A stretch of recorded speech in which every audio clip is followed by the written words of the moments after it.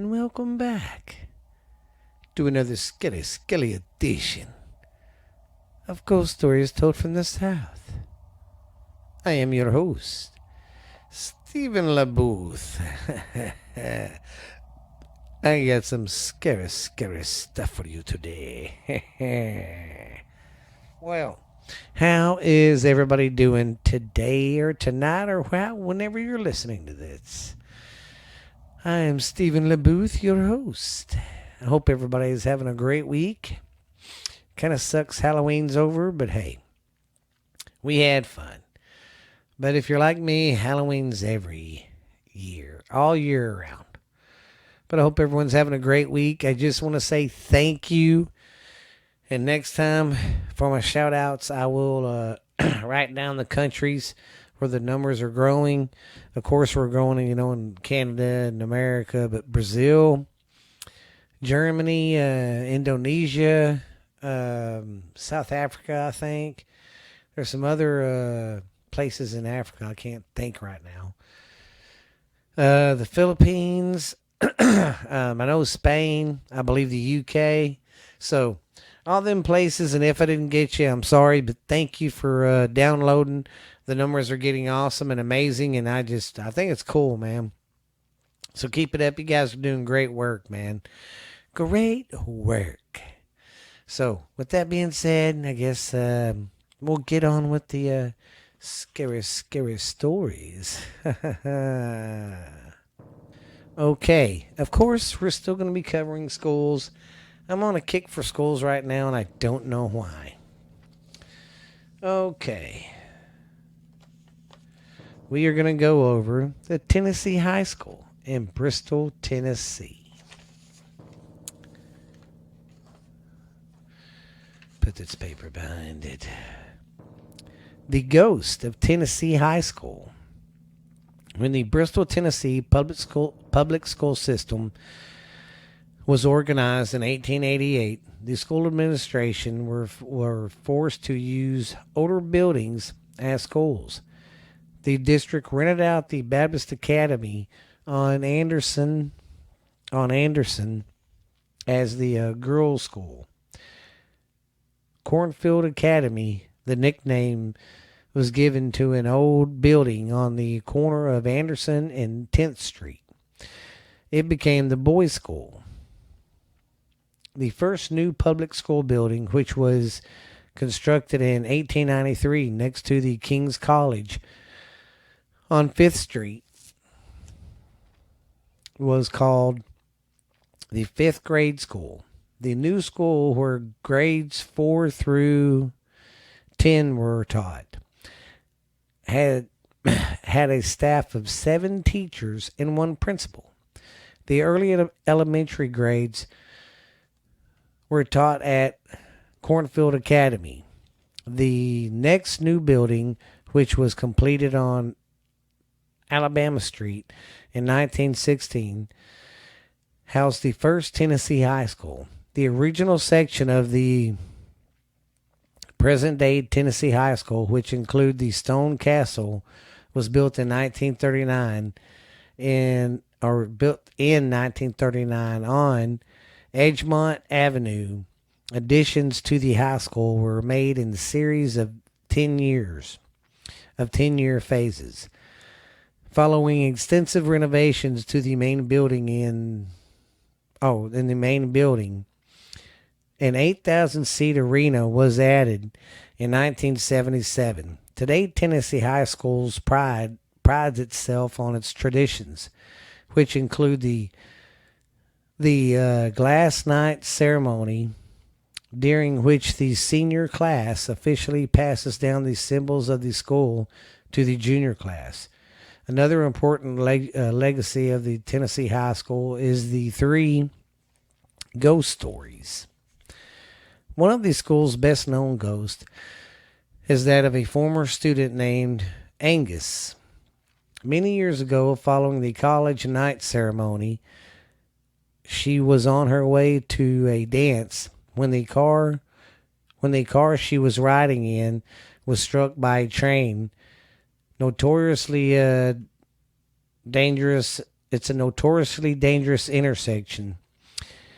Angus was killed instantly. Since that fateful night, her ghost has been seen many times in the original part of the school.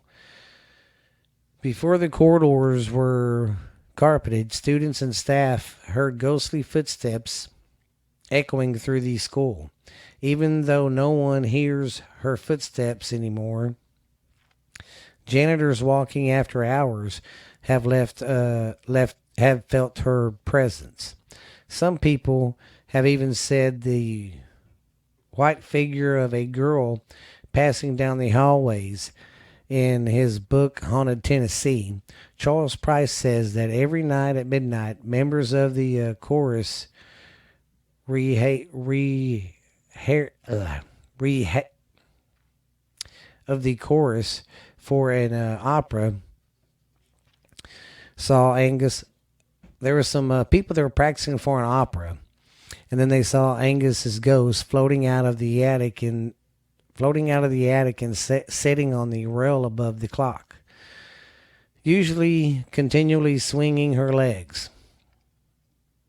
Sightings of Alice cased at the same time that the production of the operators and plays was held.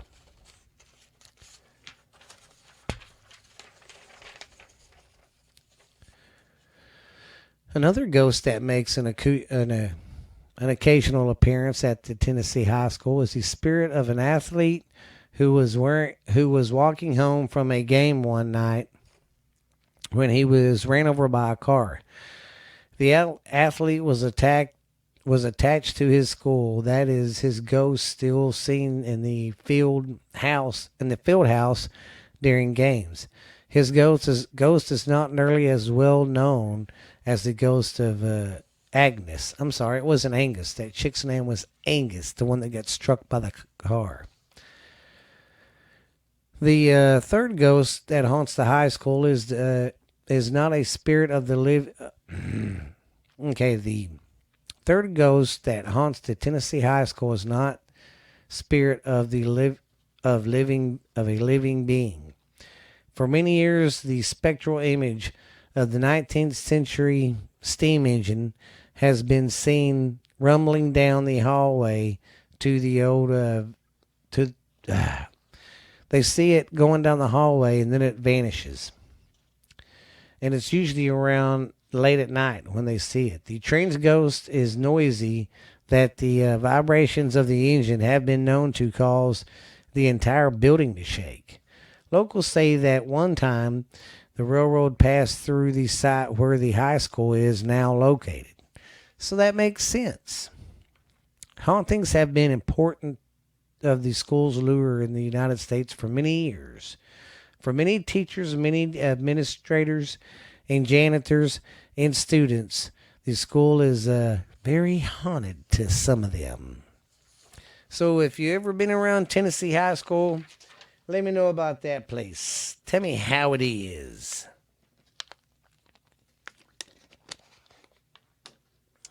All righty. Well, let's get ready for our next story. Our next story is the Lincoln High School.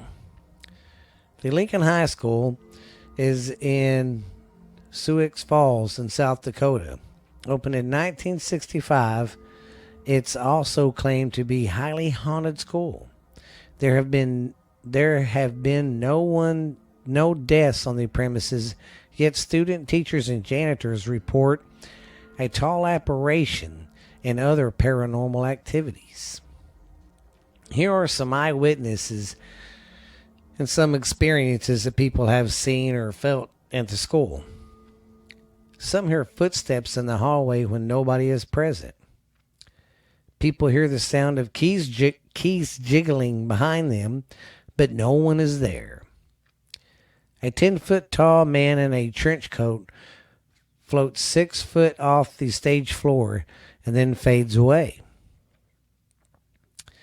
Then a person walks into an entire window in a flash of light. Doors open and close on their own. Witnesses hear knocking and banging sounds in the basement in the boiler room when all equipment is shut down. People find chairs where they should be in the basement section. One witness also tells the story of her friend's distant husband speaking to her when she entered a room. He said, "Car, come here. I got a joke to tell you."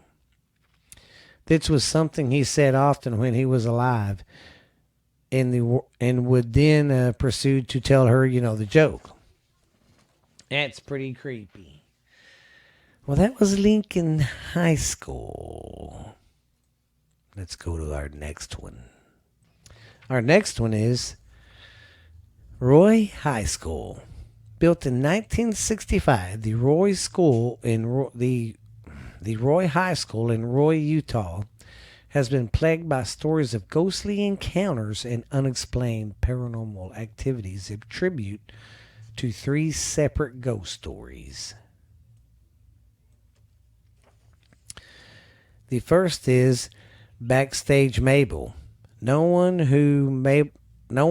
who Mabel was, how she died, why she's at the school.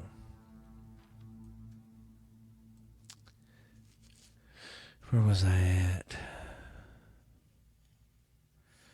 Okay. How did I lose my place? Mabel. Okay, here we go. She likes to hang out in the auditorium, appearing backstage, especially on the winding staircase. Witnesses report she is a trickster and enjoys turning stage and other lights off and on. She moves stage props, and even props disappear. The next ghost is the lady in the purple hat, is said to be malevolent. She wears a purple hat and attempts to coax people who see her to follow her. Witnesses report having a forbidding feeling and a sense of evil energy coming from her. The first apparition moves about the entire school, but seems to favor hanging out in the halls. Witnesses have reported being in the halls when there was no one or just a few people on campus, and sensing something staring or glaring at them. Some people believe it is the spirit of a boy who was killed by a train nearby. Well, hey, by the way, if you guys got a story about an old school y'all have been to, or y'all went to a haunted school, tell me about it. Go hit me up on Facebook. Ghost Stories Told from the South. I'm sorry if some of these are really shorties. Oh, this one ought to be pretty good. This seems pretty big. Okay, our next story is Urban High School in Illinois.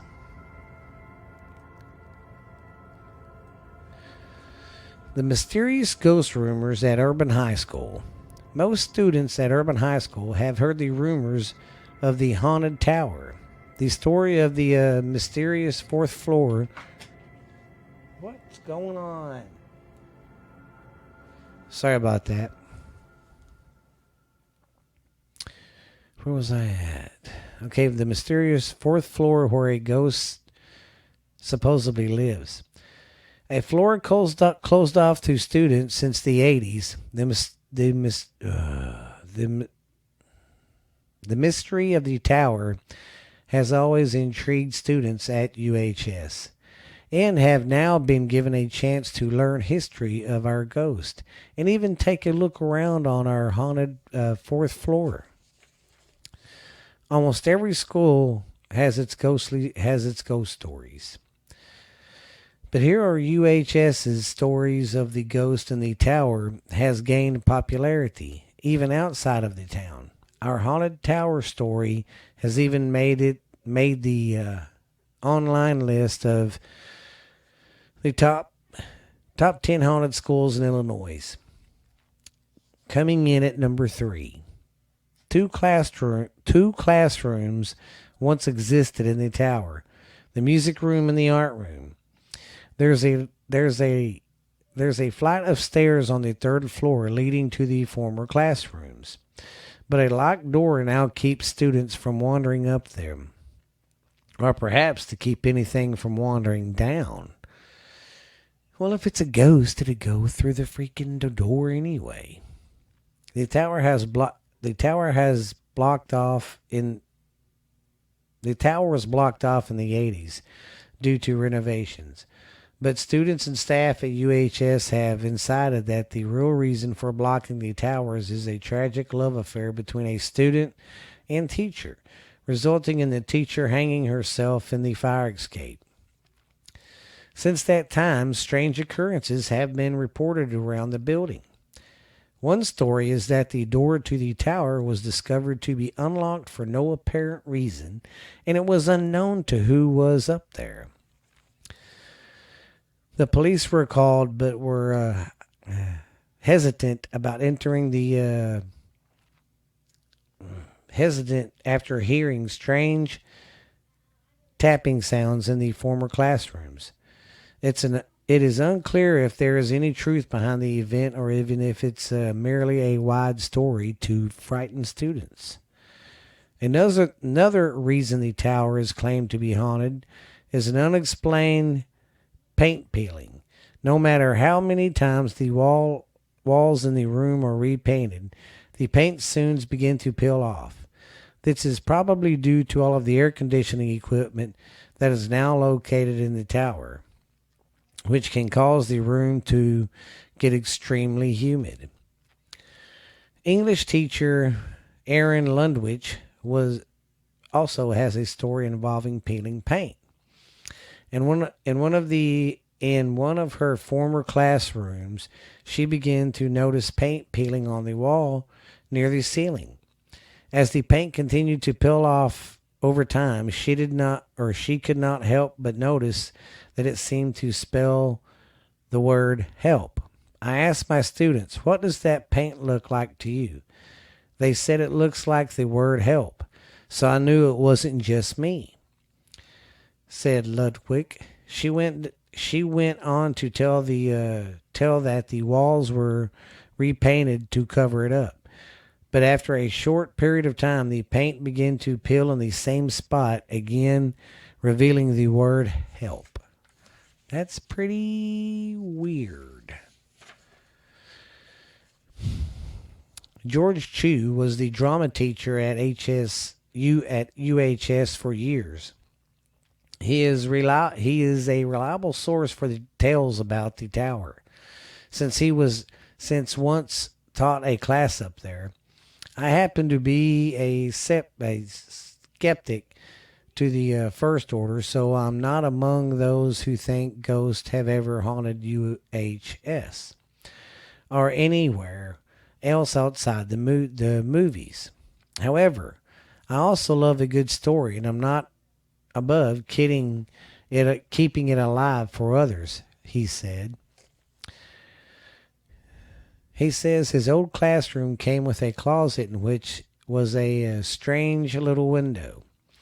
One afternoon, he heard a buzzing noise coming from the closet where the costumes were stored. When he went back to see what it was, he saw a large number of flies drawn to the window, buzzing loudly. That did not mean anything supernatural to me until I saw the class movie Amityville Horror, said Chu. Amityville Horror is a film about a haunted house released in 1979. There is a scene where a priest is trying to rid the house of any spirits, and suddenly flies buzz around him and they cling to the windows. Chu recalled another incident involving a mystery figure wearing a top hat. I've heard stories of custodians who would not come to work after seeing the tall figure with a top hat and cigar walk down the hallway late one night towards the Iowa Street doors past the vending machines on the first floor. When the custodian followed him, he had disappeared, said Chu. He went to explain that theaters have always had a history of being haunted. Stage super Stage superstitions often involve paranormal activity. The theater is having its 100th anniversary very soon, and everyone knows the older something gets, the more haunted it becomes. I'm sure there may be a few spirits hanging about in there. Keep an eye out for them when the auditorium reopens next year, said Chu. After learning about the history of our ghosts and the history of our school, I spoke with a man who's all about history, Michael Pollock. He is a history teacher here at UHS and loves a good ghost story. He says he does not deny the presence of ghosts or spirits in our school. No one has proved that there is a ghost. No one has proved that there isn't one either. I like to keep my mind open, said Pollock. Pollock seemed very unafraid of spirits and ghosts. In fact, he is intrigued by them. So intrigued that he has been up to the tower to take a look for himself. He said he saw something unusual up there, except mysterious stains on the wall were rumored to be bloodstains. He also has seen the rumored paint peeling in the room. This has disappeared. He has not gotten a chance to meet the ghost. I've never been acquitted with this. I've never seen a spirit. I've never been acquitted with a spirit in this building, but I look forward to the day when I see one. He still seemed very confident that he wouldn't be frightened by the ghost if he ever comes across it. They are ghosts. I would not think for a minute that they are all bad. All right, to harm us, said Pollock. He told him after the renovations in the auditorium are complete, he may get to take me up on the tower to have a look around. The story of the ghost have been with the high school for many years and continues to live today. No one can really be sure how much is behind these stories, but someone in states are still left unexplained. The mystery of the ghost is very intriguing, and I know every time I'm on the third floor, I will be dying to know what is happening just on the floor above me. Well, well, well. That was that story. That one wasn't a bad one. That one was pretty cool.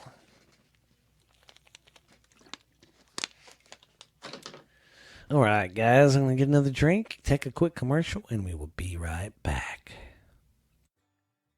Well, how's everybody doing today? It's your good old friend Uncle Dickie from Borderline Texas Trash, the most popular podcast in the world today. It's climbing up the charts faster than freaking slime on a stein, baby. Well, if you're wondering, what the hell is Borderline Texas Trash about? And who is its son bitch Uncle Boo?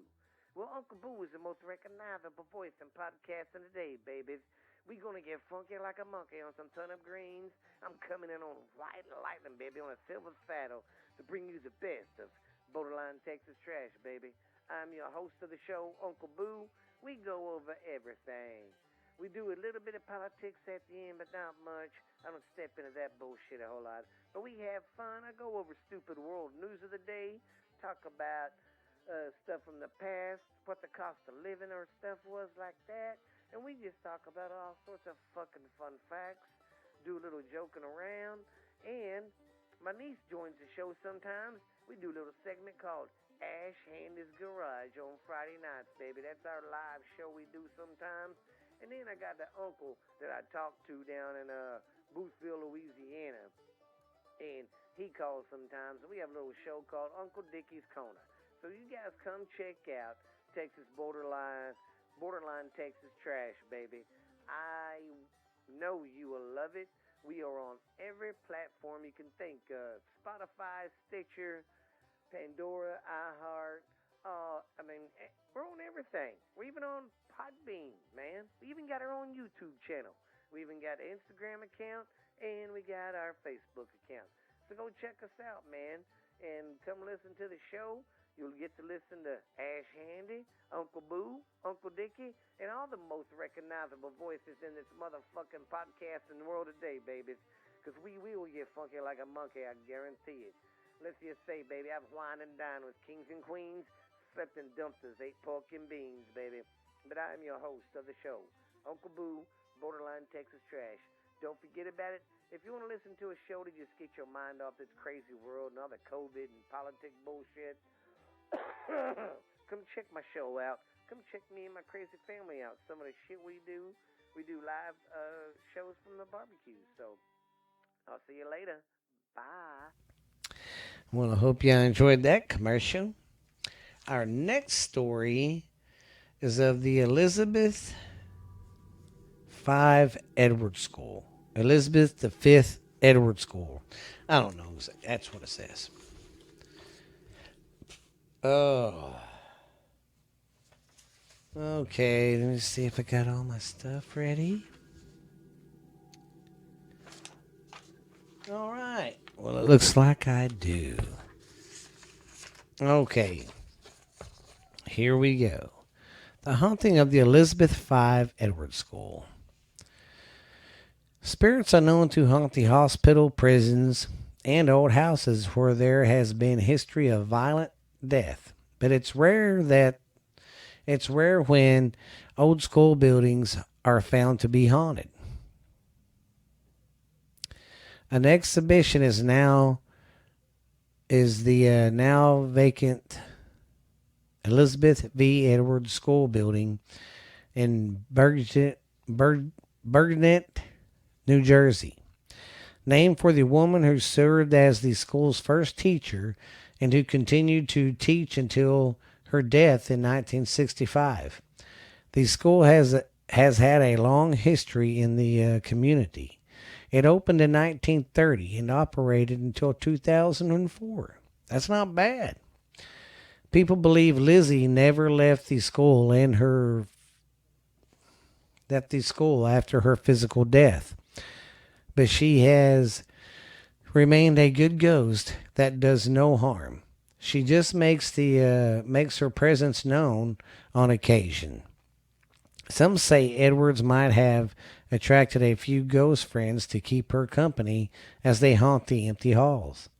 People who have worked in the building report slamming doors, lights flicking on and off, and the sound of 1940s music echoing in the halls. Art Walshy, a maintenance worker, claims to have seen the image of a translucent woman on at least two occasions. He said she was wearing a floral print dress. Her hair was combined in a bun.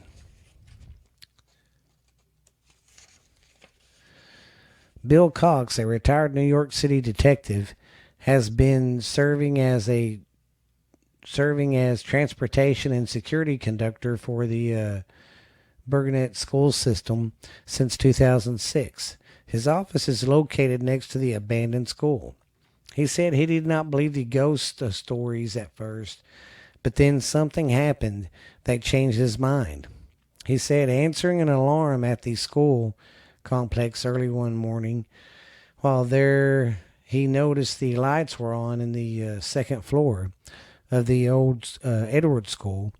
It was a rainy night, and he decided to return in the morning and turn them off. But when he went to the room that had been all lit up that night before, he found that all of the lightings had been turned from the ceiling. The fluorescent bulbs were still there, but just pulled on the floor, or just put on the floor. While she has been time and has while she has been time in the old building and doing general maintenance work. One night he was working alone and on a ladder above an opening door leading to the school's dark auditorium. He said he heard a cracking sound and looked down to see that the back door to the auditorium swing open. He said the experience frightened him, so he slid down the ladder and in the field and fled the building. The next day, when he got back to retrieve the ladder, he found it moved in another part of the building. And another time, while she said he heard a telephone ringing somewhere in the building, he traced the ringing to the former principal's office. He found the old rotary phone lying on the floor, and it was not attached to the wall. Okay, that's some stuff. I got some more. Oh, man.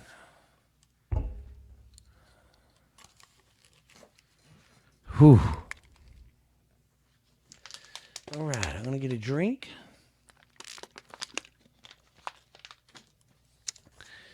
And let's talk some more about the Elizabeth V. Edwards School. Okay, here's some more stuff I got on the school. Is the old Elizabeth V. Edwards School haunted? That depends on how you define the word. For Susan Bowe, founder of the South Jersey Paranormal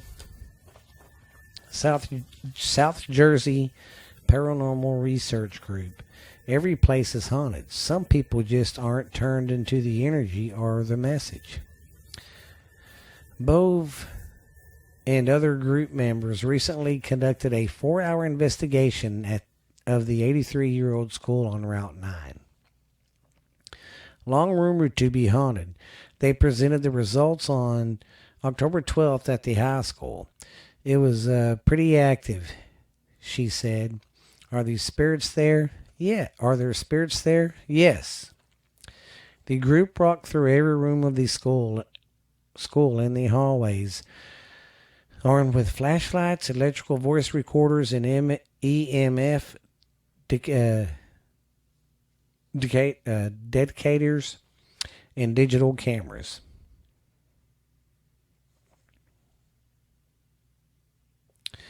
Okay, let's go. Okay, Bevo and the group Bove and the group members recorded at least 6 separate voices that night, all of them female.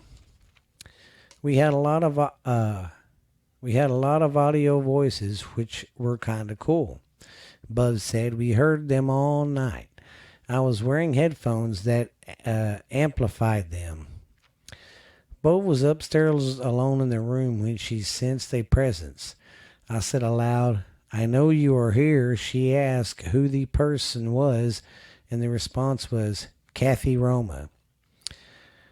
The Elizabeth V. Edwards School's nickname did not reply when the group members asked if Lizzie was there. But an EMF it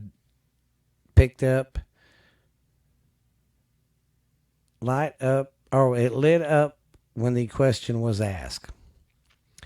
Bob asked another, can you just speak a little louder and tell me your name? The response was, Jenny. I wonder if it's the Jenny from Forrest Gump. Some of the voices responded to particular questions. Others seemed to be more residential in nature, meaning that they weren't in direct response to a question. Just leftover energy from past events, Bove said. One residential voice said, wrong defense. Another, go Bengals.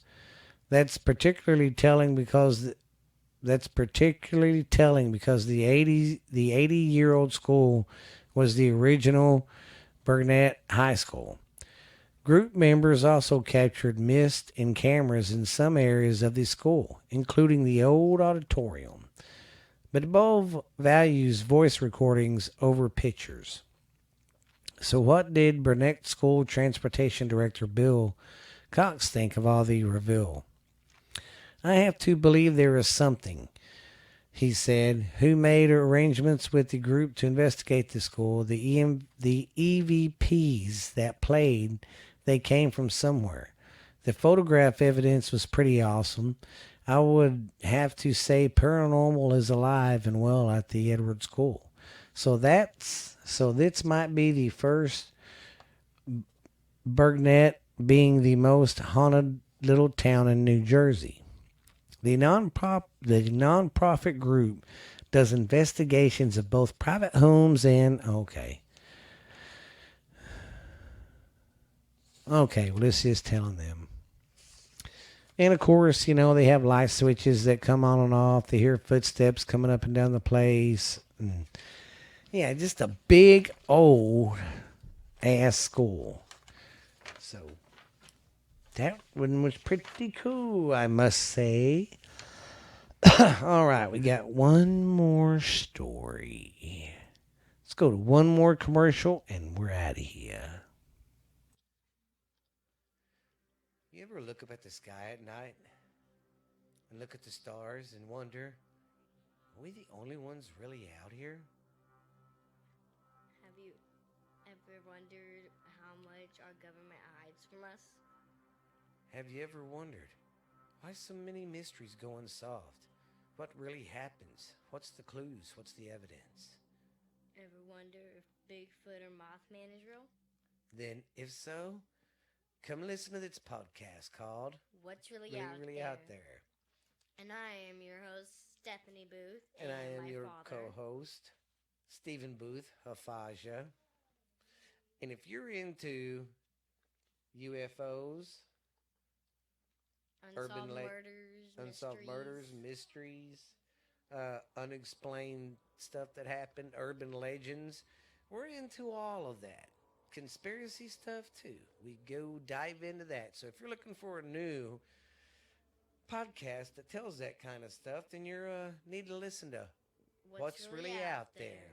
And we are on Spotify and iHeart and Pandora, I think. But we are pretty much on every platform. We have a YouTube channel channel. So go check that out. It's called What's Really Out There. So come check us out. Once again, I'm your co-host, Stephen Booth. And I'm your host, Stephanie Booth. And this is What's Really Out There. We'll see you at the next episode, guys. Okay, our next school is the Matthew Whaley Elementary, or Whaley Elementary. The haunting of Matthew Whaley Elementary School. Williamsburg is one of the oldest cities in America, founded in 1699.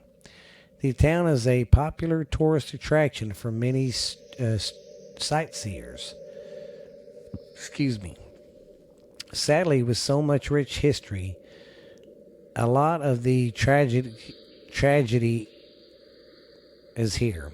Williamsburg is one of the most haunted cities in America, as well as the most historic. One of the ghosts that frequent the city is Matthew Whaley, who haunts the elementary school that's named after him. In addition to Matthew, people acknowledging the ghost of two other boys that were reportedly murdered in the Matthew Whaley Elementary School grounds.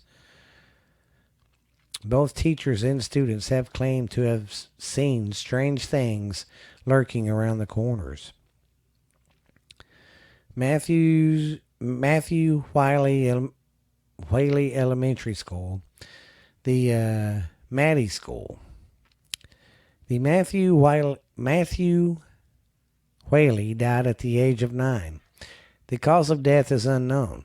What is known, however, is that after his death, his mother, Mary, devoted much of her efforts to honor her son. She was a teacher at the small grammar school which her son attended after he died.